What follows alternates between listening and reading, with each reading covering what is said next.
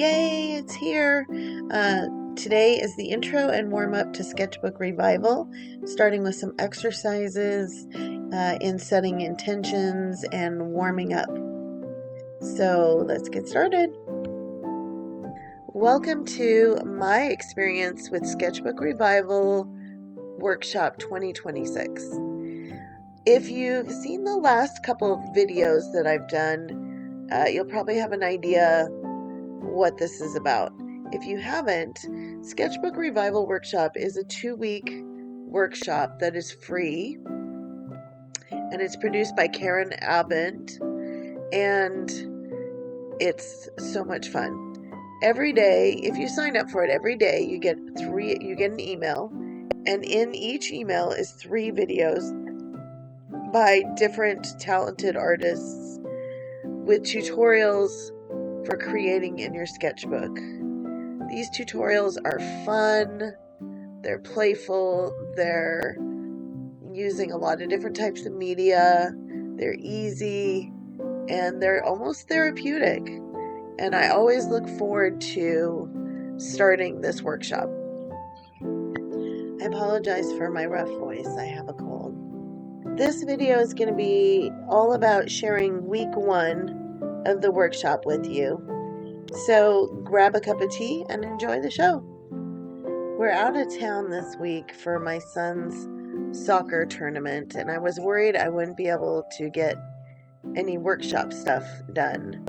But it worked out really well. I was able to sit in the lobby and enjoy a cup of coffee and do my sketchbook stuff while the kids were in the pool with the other parents. So, yay. It's day 1 and I'm excited to be getting started. I'm going to be following along with artist and founder of Makings and Musings, Irene Ruby, as she creates her own whimsical fantasy house from her imagination using ink and watercolor. My house is going to be on top of a hill where I can look out over the clouds and watch the birds fly by.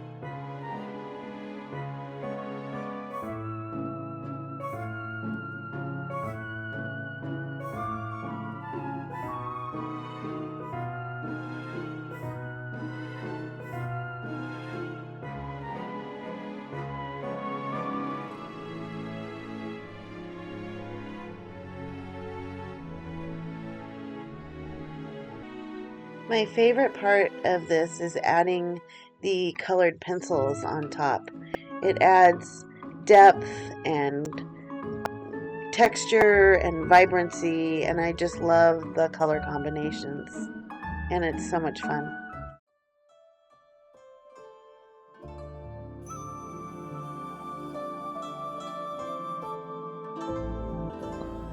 It's day 2, and I was lucky enough today to have time for 2 sessions.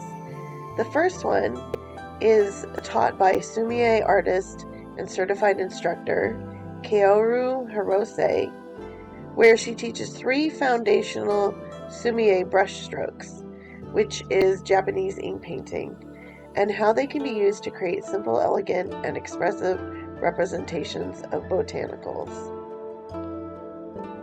Unfortunately, I didn't have a big paintbrush with me, and I think that would have been helpful in this circumstance, but I made do.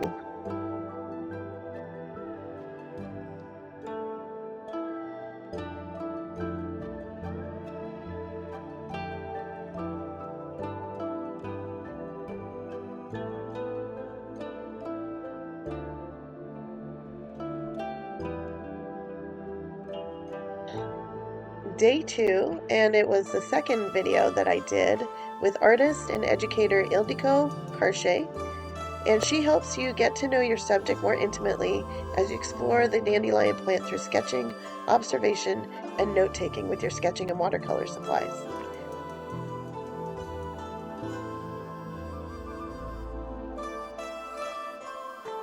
Day 3, I chose session 1. Artist and author Helen Wells encourages you to trust your creative instincts, build confidence through playful repetition, and use your sketchbook as a space to explore evolving ideas inspired by imaginary trees.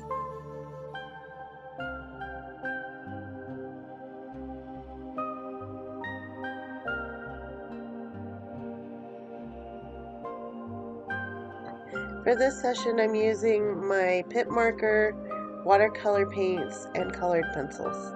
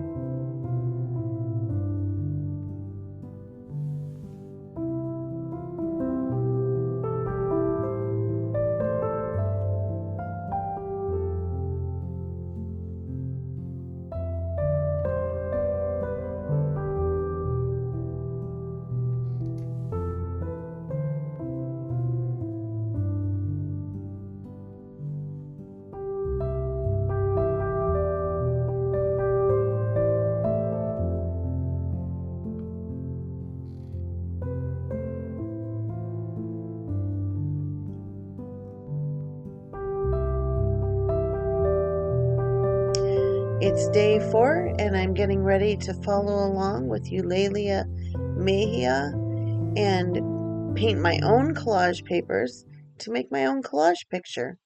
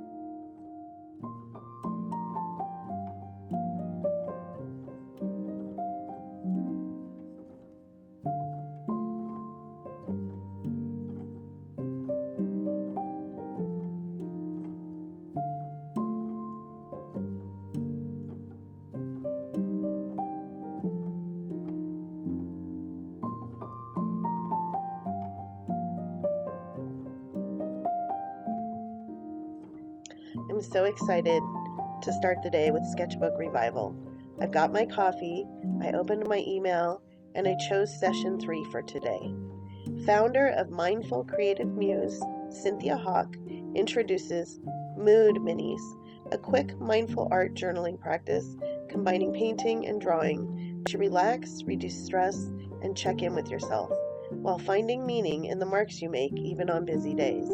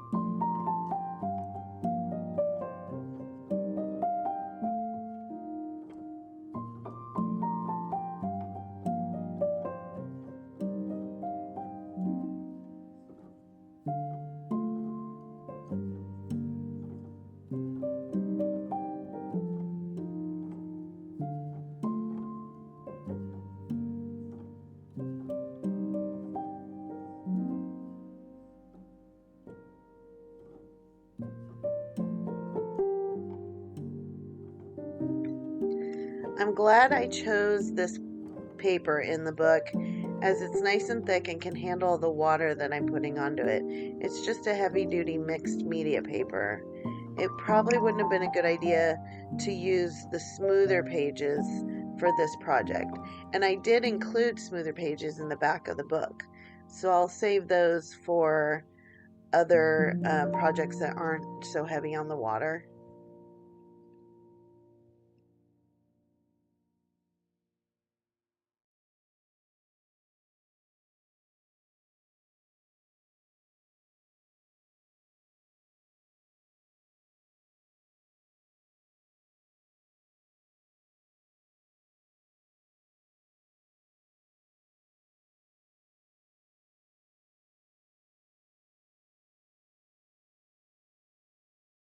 I'm adding a little gold metallic watercolor paint to give it a little shimmer in some areas. This was so satisfying and relaxing, and it only took me a little over 20 minutes. So you could either spend 20 minutes in your sketchbook one day, or you could break it into two halves and do the taping and watercolor painting one day and the line work the next day, which would only take you about 10 minutes per day. Well, today is day 6. I chose this session today by artist and creative guide Kaisa Hart because I've seen a lot of people doing amazing things with mixed media. And like before, I said have always been wanting to try that more, but I haven't really done it much. So I thought that would be a good choice. One of the other sessions did involve stitching, which I thought was pretty cool. But I'm a little too lazy to track down my embroidery floss. In fact, I think I gave it away. So I would like to try doing some embroidery someday, but not today. So I'm looking forward to using my supplies and doing some layering, and hopefully it'll all go well. Wish me luck.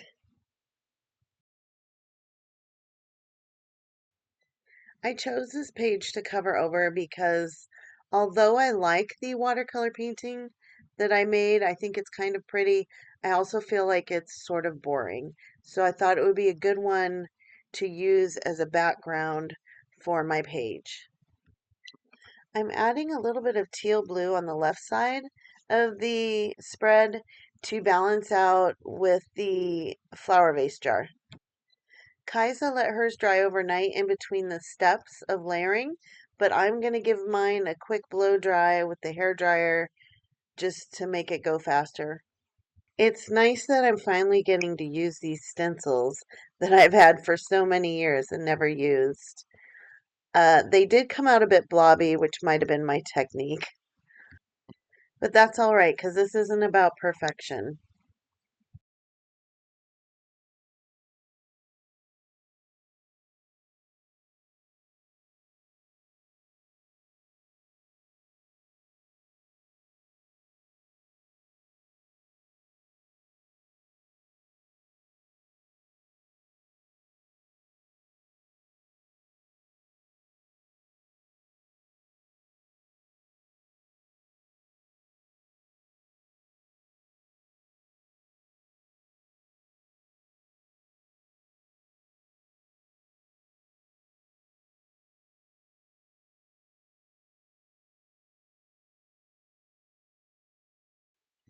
When I moved into my house, I found a box of these note cards that were a drawing of our house.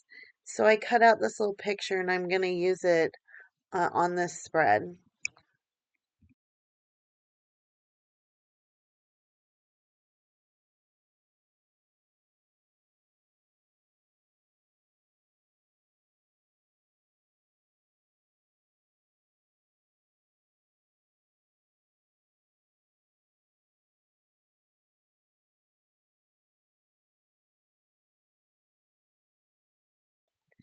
I'm using the same bee stamp that I used for the cover of the book, although I think it would have looked better with white ink. One of the things Kaiser does is take old neglected books that no one wants and turns them into art journals, which I think is pretty neat. I've seen other people do that, and I've really been wanting to try that. I'm not going to do that today, but I do want to give that a try in a future video. So hopefully I can find an old book that doesn't feel sacrilegious to turn into a sketchbook. I thought I would try using a white acrylic marker over the bee stamp, but it's smearing it and kind of not smearing it, but it's blending and turning it gray, which is not what I wanted.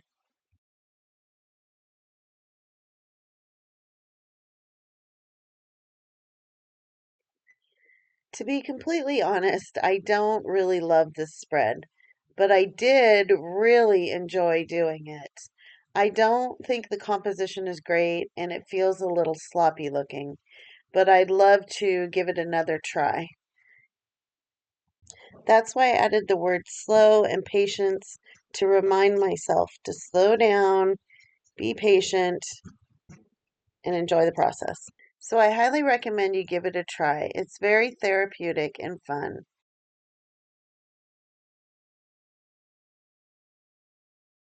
Today is day 7 of the Sketchbook Revival workshop, so it'll be the last session on the video. And as you can see, I need to clean up my workspace before I get started. So that's what I'm going to do. I'm going to clean up my desk and then I will do the last session for the week. For this session, I'm following along with illustrator and nature sketcher Julia Bausenhardt, and she shows how to create a luminous mini landscape study using wet on wet watercolor with just a few brush strokes and accents of colored pencil texture for dazzling light effects.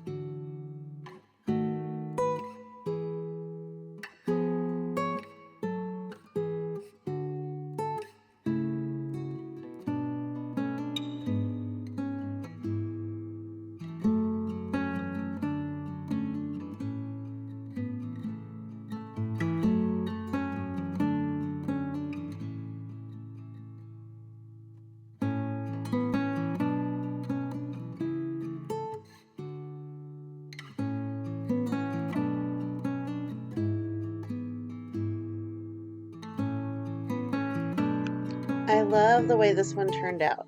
I feel like I could have made the lines on the hills in the background a little bit sketchier and lighter, but overall I really love it and I love the colors, and this was a lot of fun.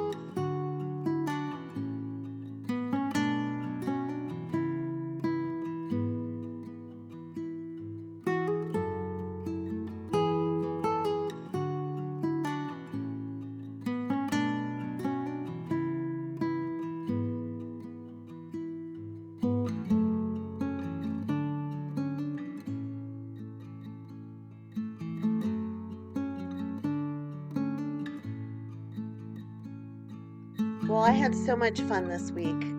I really enjoyed week 1 of Sketchbook Revival, and now I need to go clean up and reset for week 2, which starts tomorrow. I hope you enjoyed the video, and I'll see you next week.